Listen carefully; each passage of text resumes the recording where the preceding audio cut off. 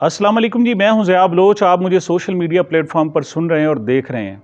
सामीन, सबसे बड़ी ख़बर जो आज की है वो तो ये है कि निगरान हुकूमत में बाकायदा फूट पड़ गई है और बहुत सारे वज़रा ने बाकायदा कह दिया है कि अगर एक दिन भी ये हुकूमत गैर कानूनी तौर पर और गैर आइनी तौर पर अपनी मुद्दत से आगे रही तो वो इसका हिस्सा नहीं रहेंगे। ये बड़ी शॉकिंग न्यूज़ के तौर पर चीज़ें सामने आ रही हैं। और दूसरी तरफ जो बिजली का एहतजाज शुरू हुआ था वो भी निगरानों के बस से बाहर होता जा रहा है। तीसरी खबर जनाब मेरे पास मौजूद है कि इमरान खान साहब से मुलाकातें हो रही हैं। वो मुलाकातें कुछ सिविल हैं, कुछ और हैं। कुछ सरकारी अफसरान हैं और कुछ निजी मुलाकातें हैं और कुछ दीगर मुलाकातें। उन मुलाकातों का हवाल भी मैंने आपको बताना है। दूसरी तरफ MKM को याद आ गया है कि जनाब PDM ने गलत किया था। आज वो क्या गलत याद आ गया वो भी थोड़ा सा आपको बताएंगे। सबसे पहले हम बात करते हैं निगरान हुकूमत के हवाले से। आपको पता है जमाल शाह एक पाकिस्तान के मायानाज अदाकार हैं, पढ़े लिखे शख्स हैं और उनका एक संजीदा अदाकार के तौर पर उनका पूरी दुनिया में एक मकाम है और मर्तबा है। पाकिस्तान की वो पहचान है, पाकिस्तान का जो गुड फेस है उसकी वो पहचान रखते हैं।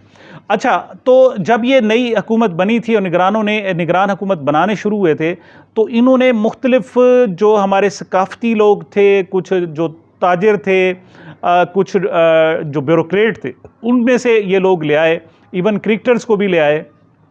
तो उस वक्त ख्याल ये किया जा रहा था कि एक लंबी हुकूमत का ताने बाने बुने जा रहे हैं और लंबे अरसे के लिए हुकूमत होगी। लेकिन उसके अचानक फौरी बाद ये अनएक्सपेक्टेड था कि जो बिजली बिलों का रद्द-ए-अमल है इतना शदीद आता। और यकीन करें कोई तवक्को, मैं ज़ाती तौर पर तवक्को नहीं कर रहा था। क्यों? मैं समझता हूँ कि इतना जबर की कैफियत है पाकिस्तान में, जुल्म की कैफियत है। ऐसे में तब होता है जब अदालतें आज़ाद हों, आपके बुनियादी इंसानी हकूक़ हों और आपका मुल्क वाकई डेमोक्रेटिक हो। अब ये चीज़ें तो किस्सा पारीना बन गई। आप ये ज़बरदस्ती उसे आप धौंस से, धांधली से, बदमाशी से आप कहें जनाब कि नहीं जी हाँ जमहूरियत है, ज़बरदस्ती कहें जमहूरियत है, तो डर के मारे हम कहेंगे हाँ जी जमहूरियत है बिल्कुल। आप ज़बरदस्ती हमसे गन पॉइंट पर कहें जी अदलिया आज़ाद है, हम कहें जी बिल्कुल आज़ाद है, वरना हमें पता है तौहीन अदालत लग जाएगी। आप हमें कहें जी मीडिया आज़ाद है, मीडिया के खुद हम पर्सन हैं, हमें पता है जितनी आज़ादी हमें हासिल है और सबको पता है जनाब, कुछ कहने की ज़रूरत नहीं है। जब ये 3-4 चीज़ें बुनियादी इंसानी हकूक़ होते हैं, ये जो पूरी रियासत है उसके वजूद की ज़मानत देते हैं, उसमें हुब्बुल वतनी फिर पैदा होते हैं, ये सारी चीज़ें पैदा होती हैं। लेकिन जब आप इस तरीके से कत्लेआम करें जमहूरियत का, मीडिया को जनाब पाबंदे सलासल कर दें, आप बुनियादी इंसानी हकूक़ दें नहीं, लोगों को एहतजाज करने की इजाज़त ना हो। मिसाल के तौर पर आज इतवार को कराची में PTI के लोगों ने एक रैली निकाली, मीनार पाकिस्तान तक एक बाइक रैली थी। अब वहाँ 20 नौजवानों को गिरफ्तार कर लिया गया। उनसे पूछा भाई क्या है यहाँ, तो अब तो दफ़ा 144 भी नहीं है, कुछ भी नहीं है, आप क्यों गिरफ्तार किए जा रहे हो?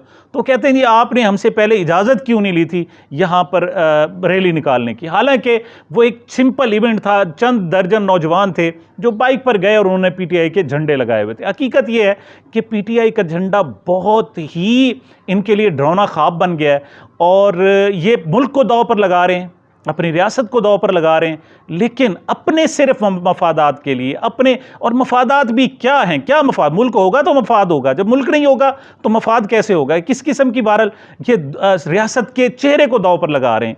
तो इस किस्म की सिलसिला चल रहा है, तो उनको गिरफ्तार कर लिया। जब ये सूरत हाल हो, उनसे पूछा जाए भाई एहतजाज पे कौन सी गिरफ्तारी है। और उसके बाद ताजरों ने जो एहतजाज किया, 12 कौमी बहुत सारे लोगों के खिलाफ 150 नामालूम अफराद के खिलाफ मुकदमा दर्ज कर लिए गए। दर हकीकत किसी ने बता दिया है कि ये जो पोटेंशल था ना जी, आपने ज़बरदस्ती रोका हुआ था, लोगों को डरा कर धमका कर PTI का, वो आखिर कोई ना कोई रास्ता लेता है। अब जब आप किसी पानी को रोक लेते हैं ना जी, तो वो एक सर्टेन लिमिट है, जब लिमिट क्रॉस होती है तो अपना रास्ता खुद बना लेता है। तो सिमिलरली यही सूरत हाल है। एक जो एक यहाँ खौफ की वजह से, धांसली की वजह से एक रोका हुआ था लोगों के जज्बात को, अब वो थोड़ा सा रास्ता मिला है बिजली के बिलों की तरफ, तो लोग एहतजाज बहुत तेज़ हो गया है। और इन लोगों ने जनाब अब ये नहीं ख्याल आया कि अब सिर्फ प्यार से बात नहीं होगी, अब उनके ख़िलाफ़ भी इन्होंने जनाब शुरू कर दी हैं, गिरफ़्तारियाँ शुरू कर दी हैं, उनके ख़िलाफ़ मुकदमात शुरू कर दिए हैं। लेकिन इनको कोई समझाने वाला नहीं है। लोग इस वक्त अपनी जानों को दांव पर लगाकर जनाब इस किस्म की सूरत एहतजाज कर रहे हैं, तो वो आपके इस डर और खौफ से कब तक जनाब आप उनको दबा के रखोगे। और ऐसी सूरत में जब ये सिनेरियो क्रिएट हुआ है तो जो निगरान थे अब उनकी तरफ से भी एक एक करके चीज़ें सामने आने लगी हैं। सबसे पहला जो कतरा बने हैं वो जमाल शाह बने हैं, वो सकाफती विरसा के जनाब यहाँ निगरान वज़ीर हैं, वफाकी वज़ीर हैं, और कोयटा से उनका ताल्लुक़ है, बलूचिस्तान से उनका ताल्लुक़ है।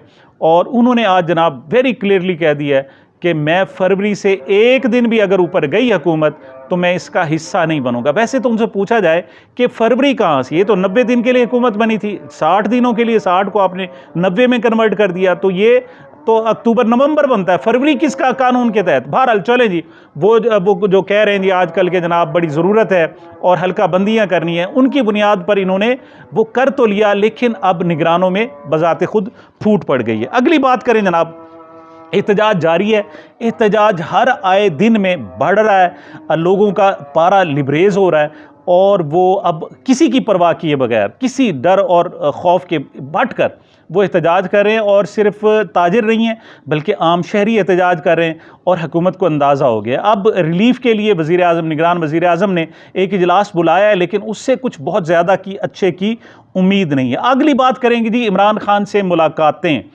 जी इतवार को भी मुलाकातें, आपको तो मुलाकातें तो नहीं होती है ना, बहुत बड़ी बड़ी मुलाकातें हो रही हैं जनाब। अब एक तो उनके अहल खाना है, अब उनमें उनकी अहलिया को जनाब 1, 2 या 3 मरतबा मिलने की इजाज़त दे दी गई है और 2-3 मरतबा वकील मिले हैं। उनका मौलिज उनके साथ नहीं मिल सका, जो डॉक्टर है, जो बुनियादी इंसानी हकूक़ है, और उनका खून है, उनकी बहन है अलीमा खान, वो जनाब रो रही हैं, मतलब इनको वास्ते दे रही हैं कि खुदा का खौफ करो, हम हमारा भाई है, हमारा सियासत से कोई ताल्लुक़ नहीं, हमें मुलाकात कराने दो। अब वो कहती है कि कल जो 28 अगस्त की इतवार होगा, वो कहती हैं हम अटक जेल के सामने जाकर बैठ जाएंगे, या तो हमें गिरफ्तार करके ले जाएंगे या फिर हम वहाँ बैठे रहेंगे, और जब तक हमारी मुलाकात नहीं होती हम वापस नहीं आएंगे।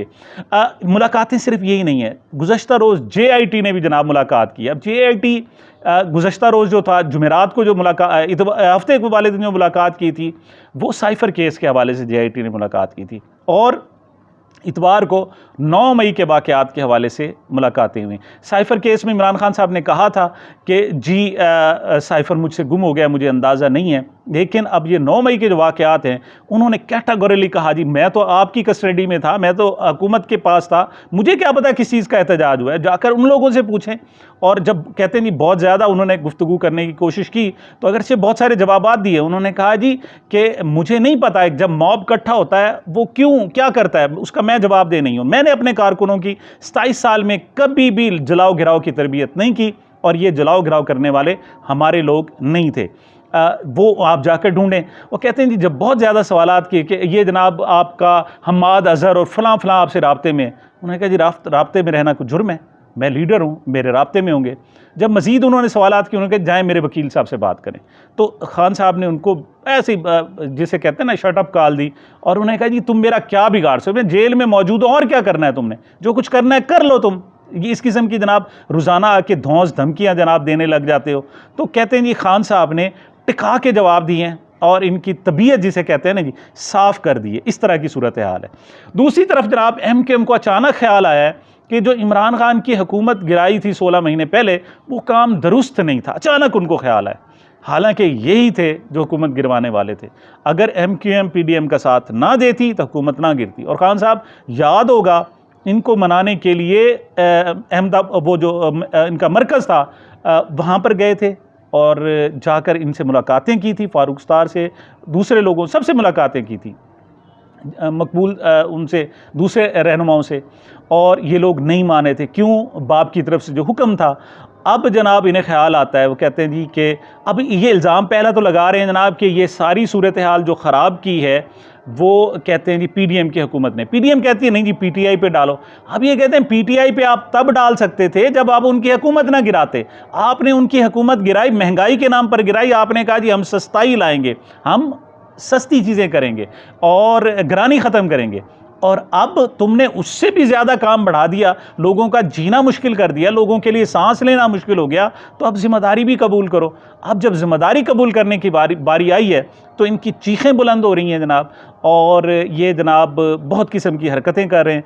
अब नून लीग अलहदा तैयारियाँ कर रही है, और दूसरी तरफ इस्टेब्लिशमेंट को भी ख्याल आ गया है कि इन हालात में ना आवाम को कंट्रोल करना आसान होगा। आप सारे लोगों को, अपने लोगों को कैद नहीं कर सकते, आप उन लोगों को फांसियाँ नहीं चढ़ा सकते।